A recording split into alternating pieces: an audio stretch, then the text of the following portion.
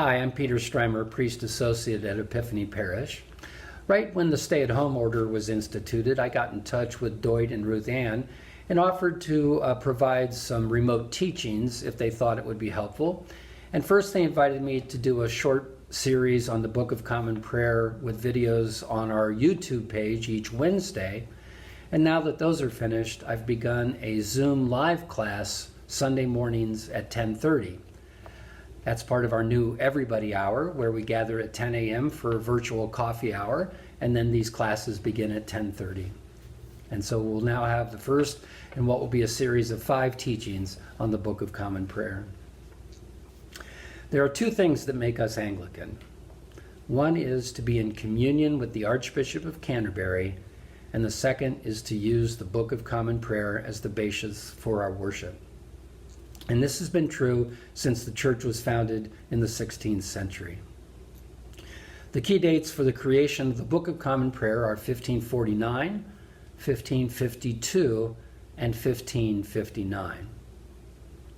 Now, in preparation for these classes, I've been doing my usual research, but I've also been reading Hilary Mantel's 3rd book in her series on Thomas Cromwell, entitled The Mirror and the Light.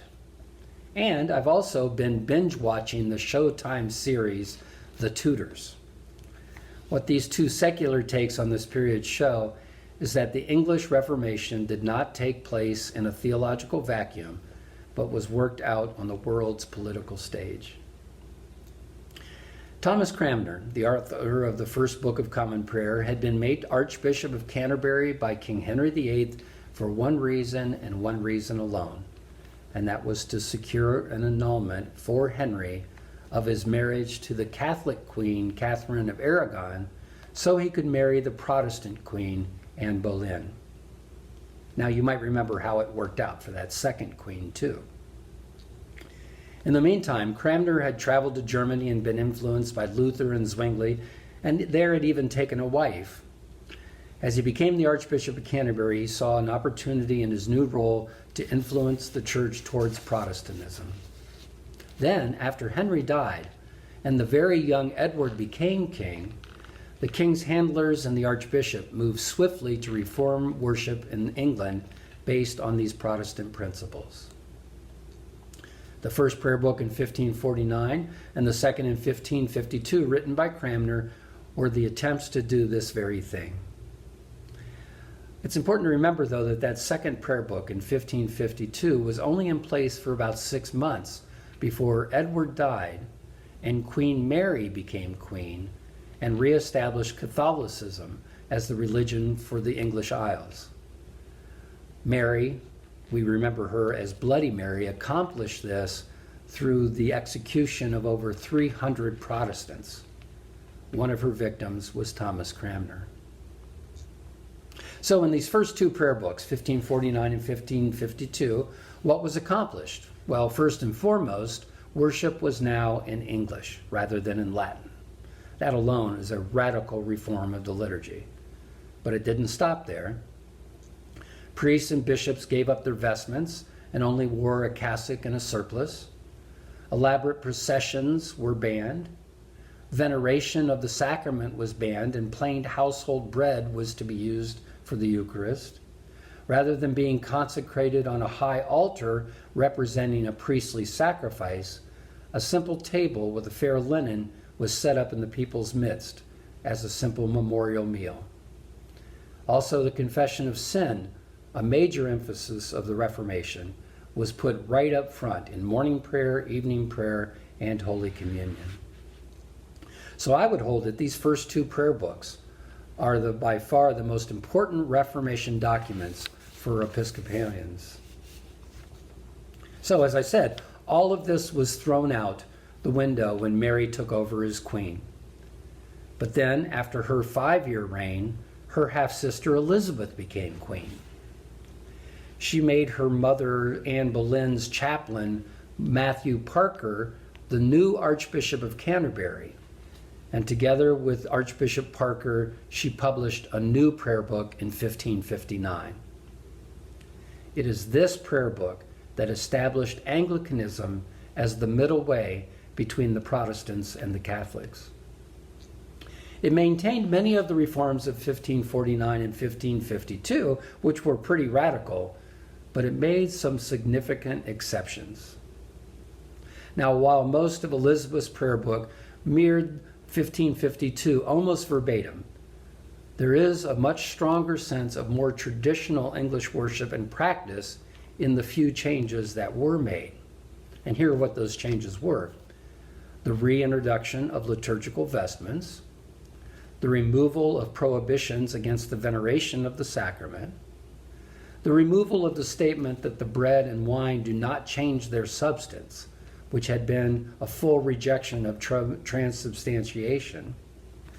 They also took out what was a set of prayers in the prayers of the people that were condemnations of the Pope by name, the Bishop of Rome. They also removed that the requirement be that the Eucharist be celebrated on a simple table in the midst of a people, and could once again be celebrated at a high altar with the priest with his back to the people. So these were subtle changes and yet very important ones, and they showed the new direction in which Elizabeth and her advisors had hoped to move. Their view was to be Protestant while holding on to some of the traditional trappings of Roman Catholicism. And that's what resulted in a Reformed and Catholic Church, the conservative Anglicanism of Queen Elizabeth. It is interesting that it was in Elizabeth's prayer book that in the creeds the word Catholic was changed to begin with a small c rather than a capital C. What she was attempting was to find a middle way, which was very novel for a time in which Protestants all across Europe were going to such great lengths to rid their churches of any Catholicism. And that battle that had led to so much bloodshed would finally come to English shores in the 17th century. But in her time, Elizabeth had settled what became both a Catholic and Reformed church. What allowed her to do this? What was it that paved the way for her to find this new middle way? Well, England's geographic separation helped protect it from what was being swept across Europe in those deadly battles between Protestant and Catholic princes. The fact that Henry himself had established himself as the head of both the church and the head of the government had given Elizabeth incredible determining power for her entire kingdom. Now, while Cranmer and King Edward were reformers, they had themselves retained much of the art and adornment of English church buildings, and that softened the visceral blow of reform that you see when you go to Switzerland and you go into what had been formerly beautiful Catholic cathedrals that were now stripped bare of all statues and paintings and ornamental ironwork and jeweled vessels, anything of that symbolic value. So, because of these changes and influences, the 1559 Book of Common Prayer became a sturdy compromise that resulted in a church that Protestants could learn to love and Catholics might be able to find a way to support. With the coming of a more stable religious environment came a far more stable political scene in England, and it set the stage for the triumph of the Elizabethan Golden Age in what in our church came to be called the Elizabethan settlement.